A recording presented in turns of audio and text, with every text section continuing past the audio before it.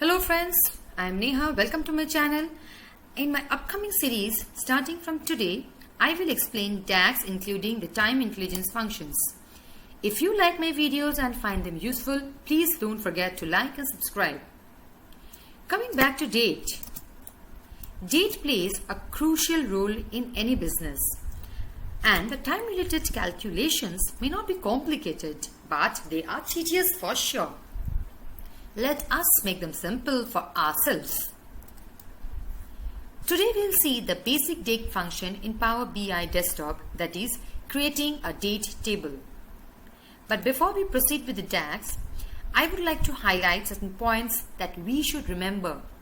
And they are: we should always have a continuous date column without having any breaks.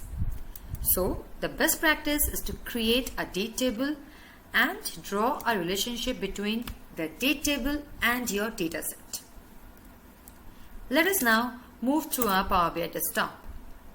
Here I have taken two data which has day, month and year on separate columns. First, I will combine these in one date column. So I go to the query editor and click on add column. Let it just come up. It's pretty simple. Let me enlarge it. Okay, here I am. Click on add column and see. Okay, so I need day, month and year, and I will click on merge columns.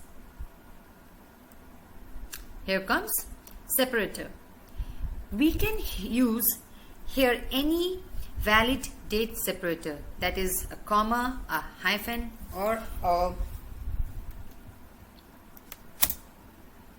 not an equal to sign, obviously. Okay, so I select a comma here. If you want to select a backslash or a hyphen, we will go to custom and then we'll give it here, like I am giving a backslash. I'm renaming the column as date and okay. The new column that I've created, the merged column, is here. Right click, change type, change it to date. Here you see, you have the dates. But see, the dates are not continuous.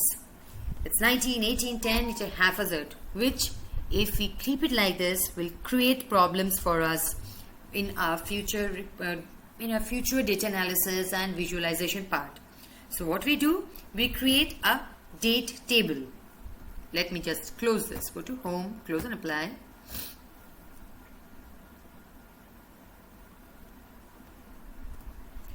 Using the calendar auto DAX, we calculate the date table by looking through all the dates in the model, and it populates a continuous date column. From here, then we can add the columns for day, month, quarter, year, etc. Let us see it. We go to new table. We give a name, like date table might be, is equals to calendar auto, and enter. And here it comes. Here you see the dates. Let me just show you. Yes, the date and time starting from 1st Jan 2010, and it goes on. We can create separate columns for day, month, quarter, year. Let us just show you one. I am creating a day column. We clicked on new column, day, and then date table.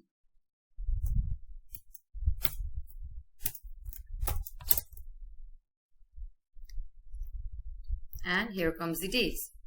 Then again you click on new column and then you create the month column. I'm going to month to month and we click on date. So, but creating separate columns for day, month, year, it becomes kind of tedious. So what we do is we'll just use one DAX to populate a table with all the necessary columns. We first delete this table. Let us just delete this table, date table. Okay.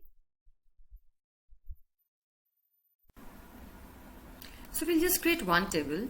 For that we go to Home, New Table, and yes, this is the name of the table. We are adding columns. We first give calendar auto, as we have explained earlier. It populates the date after searching the data that you have pulled. Then we name each column along with the DAX for that. For example, this one is for year, then I have given quarter, then month, then a month number and a day. This month is for populating the month names, and I am giving the format MMM 4 times, and then enter. See, so what we were doing earlier in 4 to 5 different formulas and steps, we did it in one particular DAX using just one DAX. Here comes your date table now. Now we go to model and we draw a relationship between the two dates. Until and unless we draw the relationship, these two tables, the Power BI will not know that this date table is supposed to be used in your reports, with your reports. Once you draw the relationship, you can use it as a slicer, or you can use the date for designing your visuals. Now you're free to use it along with your other data tables. So here I select the date table, date, I select date, and the other table that's there. Since I have only one table, two data table, it's automatically populated in this part. When you have more than one table, we need to select it from here and tell Power BI which is the table with which you want to create the relationship. Ideally, we create a relationship with the date table with all the data that we have, a relationship with the date table. Now I click on the date, the merge table that we created. It's one-to-many relationship, single, okay, close. Yeah, here it comes.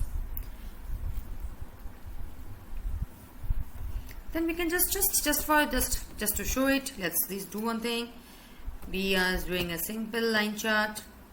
We select country and passenger count.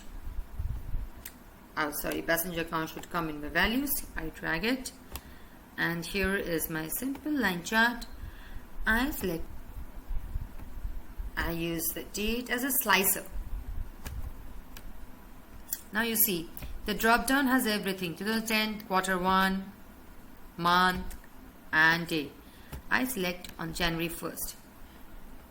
Your chart is talking, the two tables are talking to each other. That's it. Have a great day.